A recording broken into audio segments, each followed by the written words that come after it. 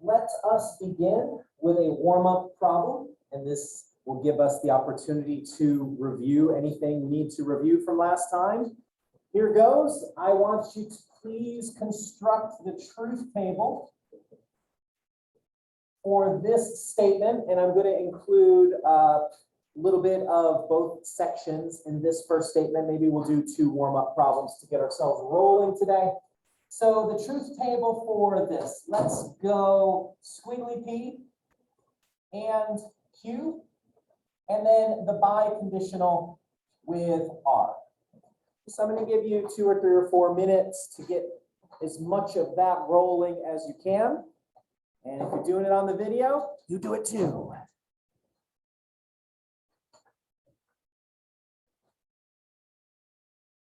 Those of you who just came in, great to see you today. We're just starting with a warm-up problem. So doing the truth table for this.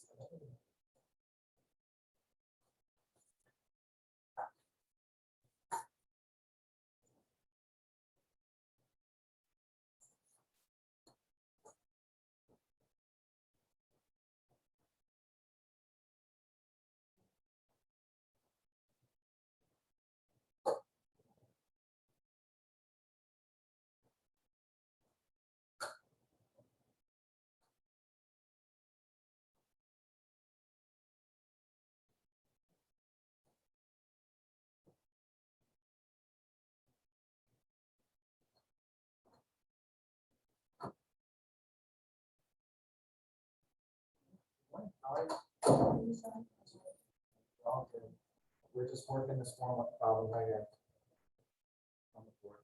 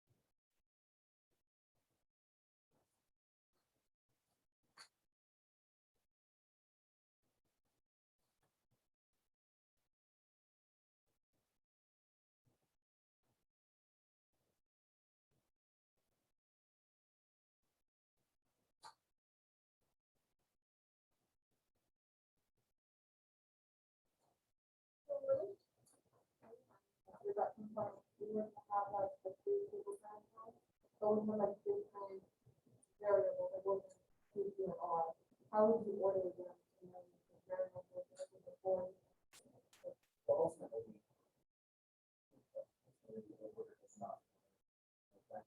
R is the first statement, and I just go off of that order.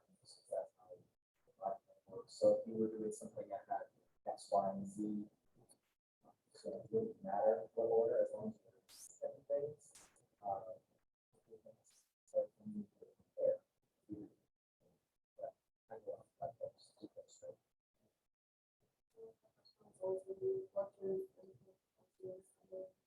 So I've given you, this is a great question. So I've given you an algorithm to remember all 8 different combinations. They don't have to be in this order, right? You could put the 3 truths could be down at the bottom. They can be in any order. But I always like to do, when I learn math, I like to do the same thing every time. That helps me learn. And so that's why I do this. Also, if we do the same thing, it helps me grade easier without going crazy. But if you do happen to do a different order, I will go crazy. I will make sure that, I follow along. So I've given you an algorithm, but as long as you have all 8 individual statements in some order, you've covered your bases. And so then to her question, if I have the R over here and the Q, I would still have all 8, but her order would be different than your order. Does that make sense? So ultimately it doesn't, as long as you got them all, it doesn't matter, we're doing the same thing. Technically have the as long as you have, so here's the key. I've got this option right here, true, true, true. As long as somewhere on your list you've got true, true, true.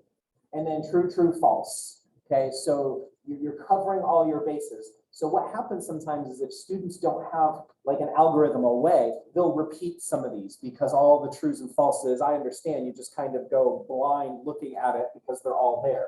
So so now there's not another P is true, Q is true, R is false in this list. So I've accounted for every option one time. And that's the purpose of the algorithm I gave you of doing 4 truths, 4 falses, and then 2, 2, 2, and then 1, 1, 1, because it will give you all 8 possible options. When we talk about probability in our second to last unit, the fact that there's 8 of these is related to probability, and we'll have an algorithm. It's called a tree diagram that will allow us to do this in any sort of event, whether there's 2 options or 3 options or whatever. So fun times await you. All right, so since we're talking about it, let's go ahead and get going. Then we'll have another problem. We'll do something with the conditional. So first thing I'm going to do, since I'm going to work the parentheses, is I'm going to do squiggly pig. So first question of the day. I know you've answered this a dozen times already, but we're going to answer it again. What does the squiggly, what does the negation do to the P column? Changes it, yes. So instead of being 4 trues and 4 falses, it's going to be 4 falses and 4 trues. That was the very first thing we were introduced to in logic. We talked about negations, and the definition of the negation is it just changes the truth value of a statement. So the next thing, the caret. The V that's upside down, this represents the conjunction, the and statement. When is the and statement true? Both true. It's and, it's together. They have to both be true for the connective and to be true. So I'm looking at the squiggly P column, I'm going to put a check mark there. I'm looking at the Q column, I'm going to put a check mark there. And any of those that it's true and true, the result is going to be true. So here we go. I've got true and false. Okay, that's going to be false. True and false. That's going to be false. False and false. False and false. True and true. There's a true one. True and true. There's another true one. False and true. And then false and true. We good so far? I just picked an example to review the connectives. I'm going to have another example to review the connectives that I left out just to make sure we're all up to speed. Okay, so if you've got that, then you're doing great. And then we'll do, we're almost done really with section 3.3, which is, I've got a few other examples that I want to do, and then we'll end this video and we'll start 3.4 and see how far into that we get. Okay, so then the only other thing here, I'm just going to erase my marks so I don't have too much of a mess. The only other thing now is I'm going to take this that we just did a column for, and I'm going to connect it with the biconditional. The biconditional, remember, I know the conditional and the biconditional get a little funky, but the biconditional is basically saying this is a condition and this is a consequence. And also, if I go the other way, this is a condition, this is a consequence. What's the pattern for the biconditional? When is the biconditional true? When they have the same value, both true or both false. Exactly right. Okay, so I've got this is on the left side and this is on the right side. The biconditional is true when the 2 statements have the same truth value, either both true or both false. So here we go. I've got true if and only if false, that's not the same. False if and only if false, that's the same. True if and only if false, that's not the same. False, false, that is the same. True, true, that is the same. False, true, that is not. True, false, that is not. And false, false, that is. And there is my final thing. So once again, what can you be doing to get ready for the test that you're going to have? We don't have a test next week. I think it's the Tuesday of the week after, so we got plenty of time. Get to know those 5 basic truth tables. Okay, all this is the 5 basic truth tables linked together. All right, so we're going to do one more just so that I can say that I feel like I've been a good instructor for the day and we've reviewed some things. So I would like you to do this. I want you to form this truth table right here. Let's say that we have P, or, and in parentheses, let's say R squiggly Q, R arrow squiggly Q.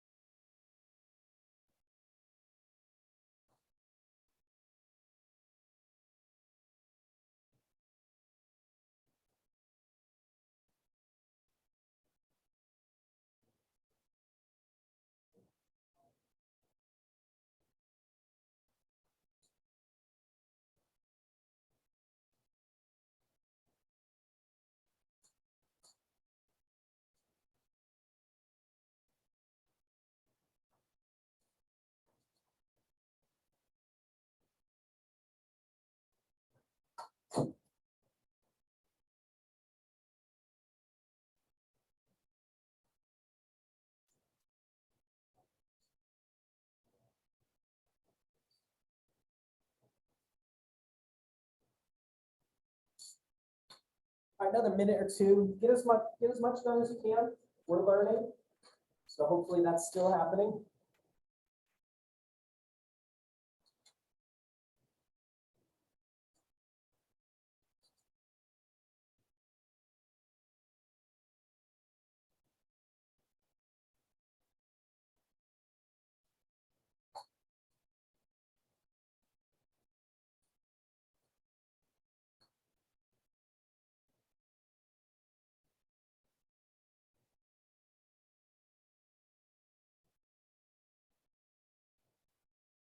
You might be thinking, where do I begin with this? It's a fantastic question. So if you're stuck on where you need to start, if there's parentheses, start there. Okay, so I'm going to start with the parentheses. And now before I can do this conditional statement in the parentheses, what do I need to develop a column for first? The squiggly. Okay, anytime there's a squiggly, that's a great place to start. And it's nice. It makes you feel like you're doing something because, whoops, it's not a P though. It makes you feel like you're doing something, and the negation's kind of the simplest of the 5 connectives. So again, you already answered this question, so I will answer it. The negation, all it does is it changes the truth value. So it's like a light switch. So instead of 2 truths, 2 falses, 2 truths, 2 falses, we're just going to reverse it to 2 falses, 2 truths, 2 falses, 2 truths. So far, so good. Any problems with the negation? All right, so this is probably where there is probably a question or two. Maybe you look back in your notes at the conditional. What is the only time the conditional is false? Okay, when the condition is true and you did not get the consequence you were promised. Okay, when the condition is true and you didn't get the condition, the consequence you were promised, that's when it's false. Remember, my example was if you score greater than 90, then you get an A. And so this is the situation where you scored greater than 90, but then you looked at your passport account and you did not have an A. Okay, so that means that the conditional statement did not function the way it was supposed to. Yes? So if it was switched and the condition was false and the concept is true, it'd be true. Perfect. But then Yes, well said. Well said. So anybody who did not hear, the question was, what if I reverse it? The condition was not met, but for some reason, maybe I was in a great mood. I gave you an A anyway. Okay, well, that is fine because it doesn't even matter what this end is. As soon as the condition is not met, this statement does not have any meaning. And so it gets a true result. Okay, you described it perfectly. Okay, so let's go through. We're going to do this for this column and this column. And then remember, the conditional is the one connective that order matters. So I'm just going to draw my arrow so I remember the order. Okay. The other ones, the biconditional, the disjunction, the conjunction, doesn't matter, the order. Okay, so here we go. The first one, true then false. That's not the one, right? That's, you met the condition, you did not get the result. Oops, sorry, let me write what we're doing here. False then false. That's good. True then true. Good. False then true. Super. True then false. I met the condition, I did not get the consequence. That's the bad one. False then false. True then true. False then true. There we go. That's probably the hardest part to this problem. So it's true. If it's true, then false, then it's wrong. But if it's false, then it's true. Well said. Yes. Good. Repeating things. This is gonna get it into that long-term memory, which is the goal. So you're doing good. Last thing is now I've got this or statement. This is the last statement of the 5, and we'll have reviewed all of them. The or statement. When is the or statement true? Either one of them is true. Yes, exactly. Either one's true. Okay, so here's my P column, and here's my if R then squiggly Q column. Those are the two. And as I go through, if either one of them is true, then the whole thing is true. Okay, or statements. So I've got true or false on the first line. Okay, that's good. True or true on the second line. Good. True or true on the third line. True or true on the fourth line. That's a lot of truths. False, false. Uh-oh, red alert. False or true on that line. False or true. False or true. And there we go. There's our truth table. So if you have your statements, if you have your 8 statements in the same order I do, if you used my algorithm, then your results should be in the same order. If you have your statements here, if you have a different algorithm, if you reverse the columns, then your statements, your result might be in a different order than mine. Okay, so that's the thing that to keep in mind. I think I messed up stuff about the sign. Okay. I forgot it, so You did the and. Yeah. Okay. Yeah, so be careful. Okay, so the way I remember this, because I totally get it. I've been in your shoes a long time ago. The way I remember this is that kind of looks like an A, right? If I just cross it, A for and. Okay, so then the upside down one is the other one. Okay, that's how my brain works. I don't know if that's helpful or not, but finding a way to differentiate the symbols is important. All right, great job. We're gonna do a couple more problems. Then I just got a couple last things to mention to you. We're pretty much through section 3.3. So here's the next problem, and this is a problem just like what we did in the previous section. What we're gonna do, because we're getting really close to doing what's called an argument. So this is just kind of part of that process.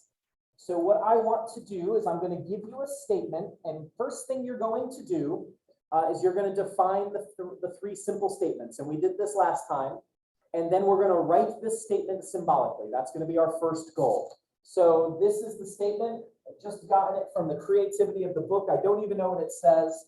I just know what problem number I want to do. It says, okay, apparently we're going to go fishing. If the dam holds, then we can go fishing.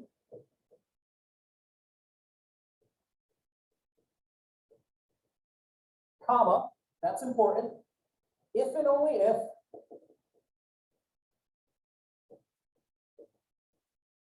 the pole is not broken. Well, I guess that's helpful.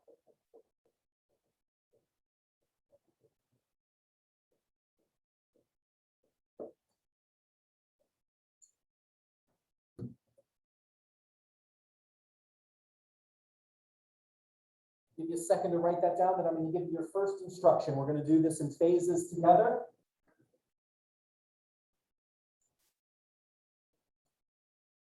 First thing I want you to do, please, is I want you to define the three simple statements. Okay, I want you to define what are we going to make P be equal to, what are we going to make Q be equal to, and what is R going to be equal to. Okay, some problems do that for you, but this one did not. So define that, please.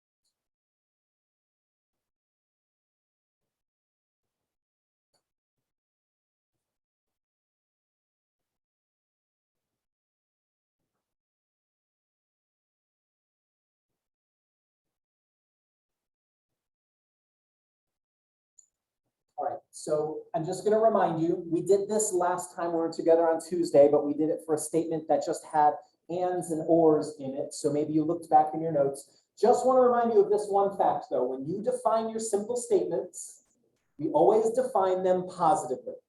Okay, we're optimists, I guess. Okay, so if there's a statement here that has a negative in it, we wait and we put that in with a squiggly later. So what should my first statement be? Okay, the dam holds. Great. Okay, that is right here. The dam holds. The word if, that's part of the connective, so we don't have to worry about that. What should statement Q be? We can go fishing, certainly.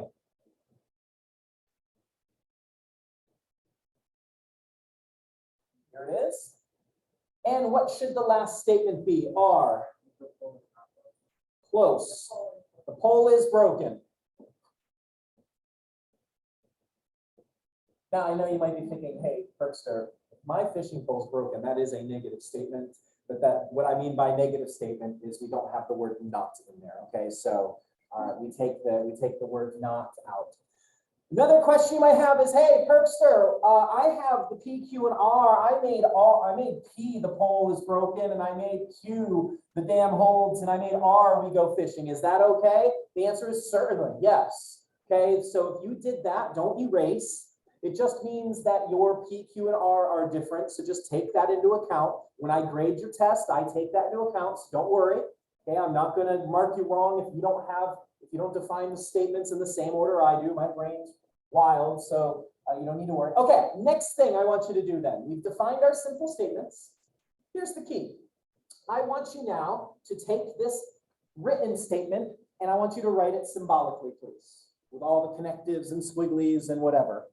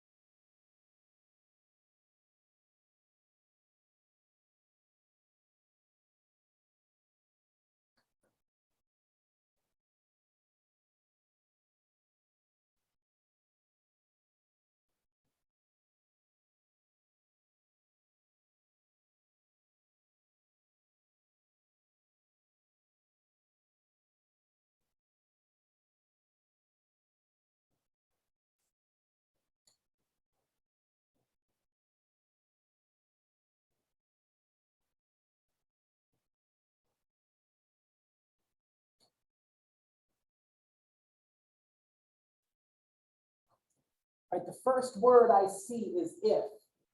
This if clues me to what connective am I going to use? An arrow for the conditional statement. So I've got an arrow. If the dam holds, so this means what am I putting on the left side of the arrow? Okay, P, or if you used a different letter for the statement the dam holds, then you have whatever that letter is, but mine's P. So far, so good? You got a question? I know this stuff's hard. I totally get it. Okay? In my opinion, if I was taking this class, I mean, it might not necessarily be true of you. I think the logic unit's the hardest unit in the class. Okay, so if you got questions, that's normal. Ask me. Okay, it's not a sign of weakness. Okay, if the dam holds, so I put the P on the left, then we can go fishing. So what's going on the right? Okay, Q, or again, whatever letter you used for the statement, we can go fishing. I see this comma. What do commas tell me when I have a bunch of statements? Parentheses. So these things go together. If and only if is represented by what? The double arrow, yes, it's the biconditional. And then the pole is not broken. Woo! Yes, it would be. You got it. Great job. Okay. I'm just excited for your success. It makes me happy. Okay, so the last thing I'd like you to do, please, then, is after that, I want you to please do truth table for this. Okay, this will be the last truth table we do in this section. And it's a good one.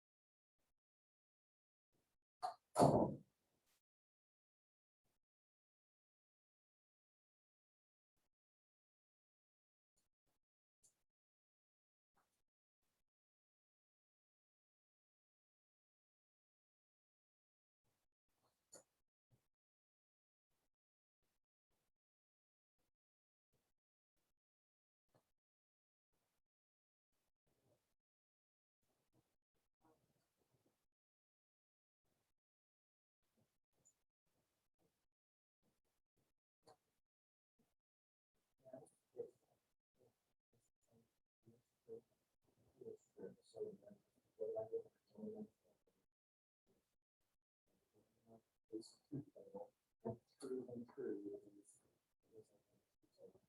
true and true is a result of true statement. True and false results in a false statement. And this one, false and true is true. The only ones that are false are these two.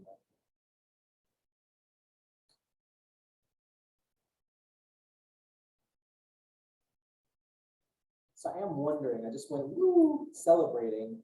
YouTube will put closed captioning on all the videos now. I wonder what that's going to look like. I might have to watch that bit of the video to see what YouTube closed captions as. We'll see. Okay, sorry.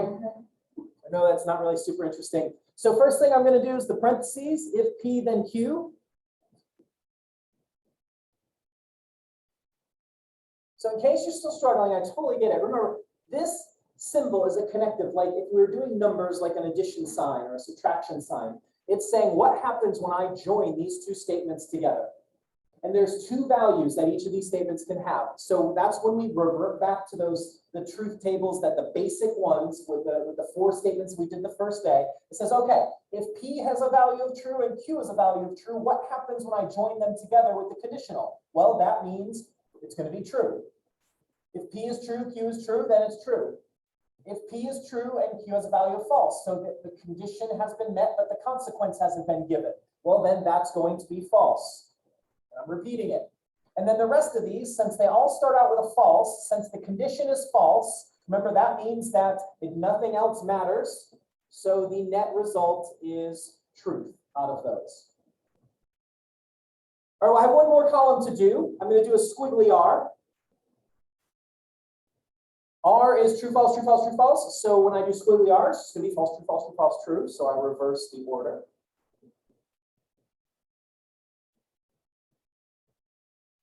And then last but not least, now I'm going to take this column right here and this column right here, and I'm going to join them together with the biconditional.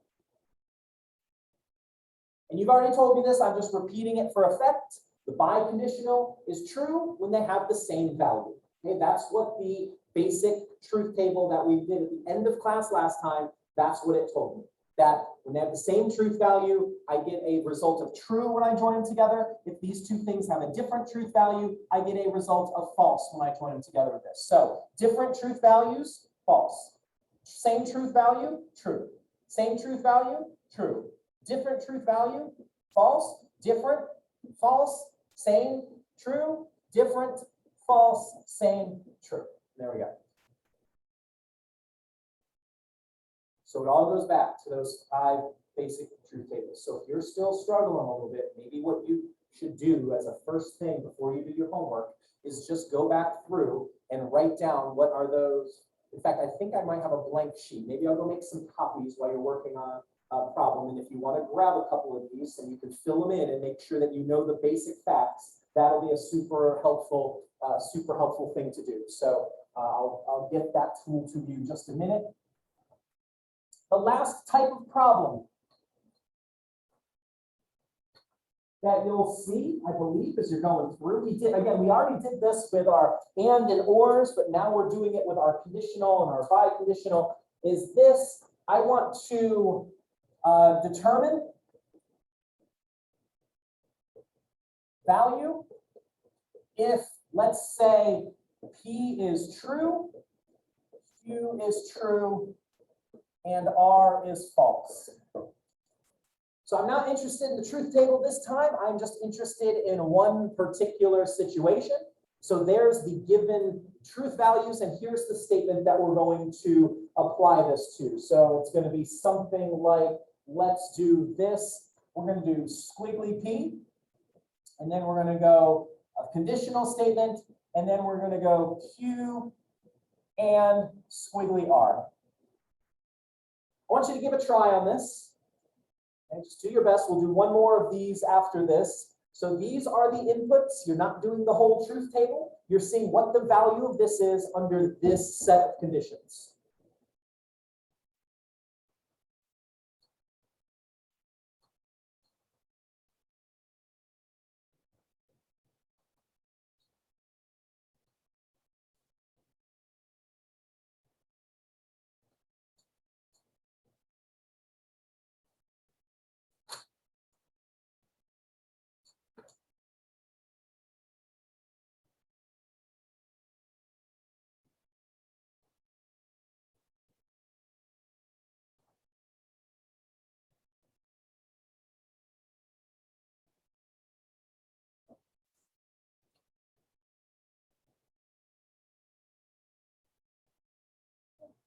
So here goes.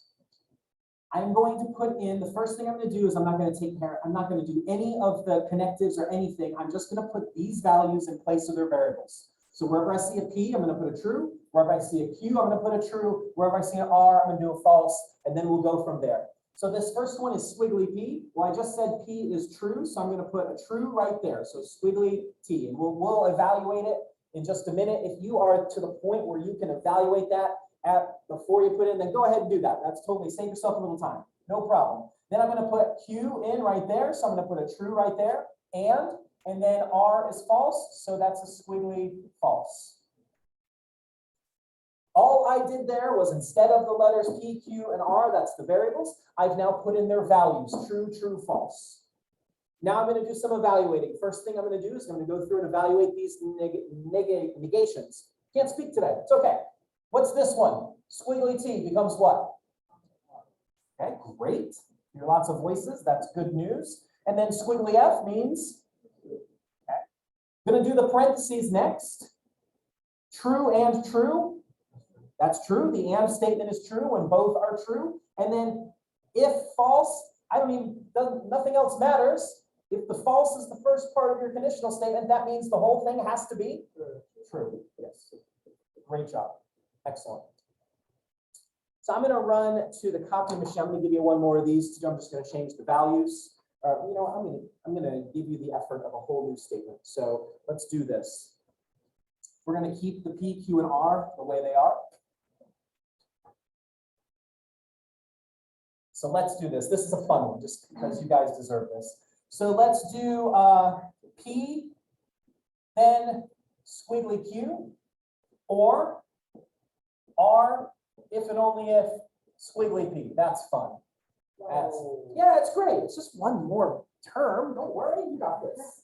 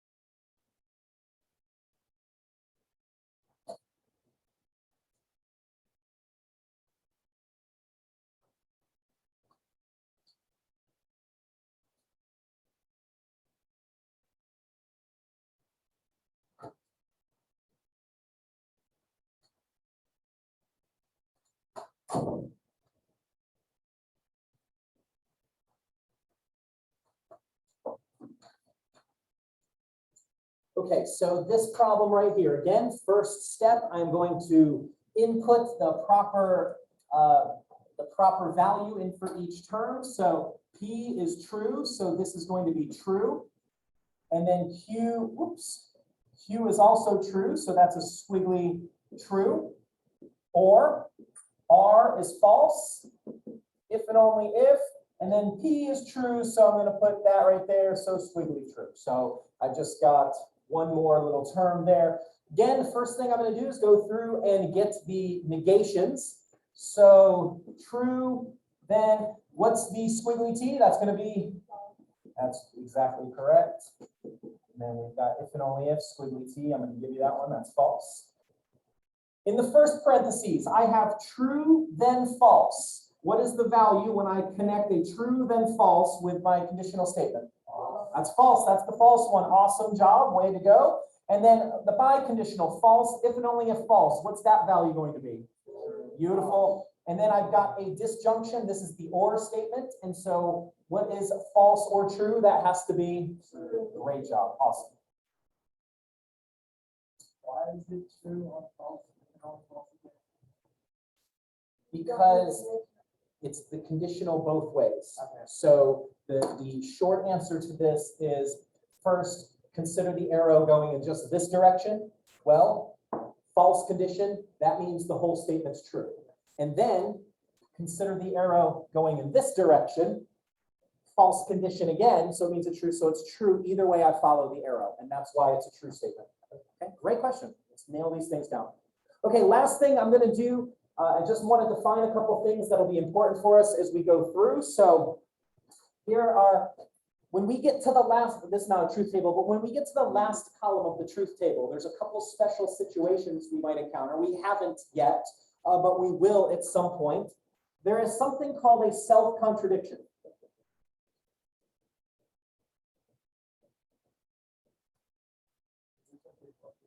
Yep, we're finishing up. This is the last. There's 3 things I'm going to write on the board, and we're done with 3.3.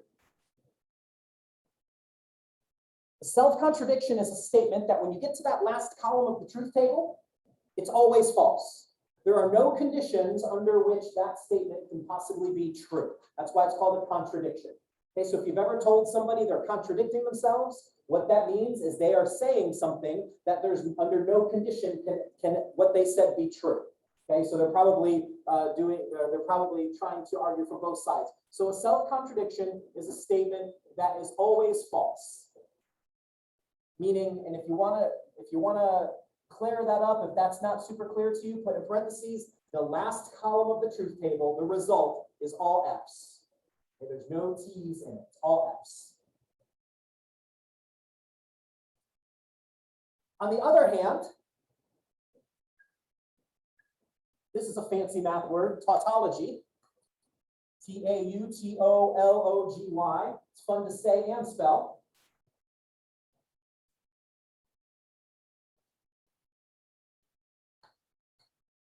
A tautology, when you get to that last column, is always true.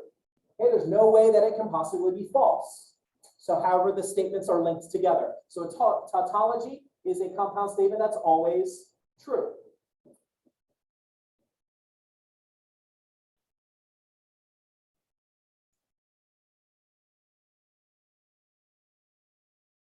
And then as a subset of tautology, to use a word from our previous unit, as a subset of tautology, we can have something called an implication. If you've ever used the word implies, if you've ever said, this implies whatever comes after, then what you are saying, an implication is a tautology formed with a conditional. So an implication is a specific, I'm going to write in parentheses, this is a specific type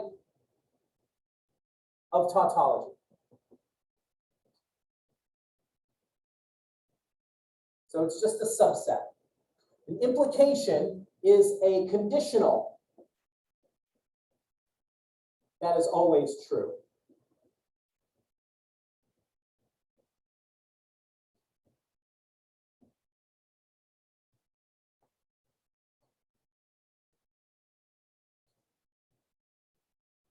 And these are, there's going to be a couple homework problems. They're going to ask you to do a truth table, which we've done a lot of truth tables, so that's why I'm not having us do one. And they're just going to ask you, is this a self-contradiction or a tautology? And you're going to just look at that last column when you're done. And if it's always false, it's a self-contradiction. If it's always true, it's a tautology.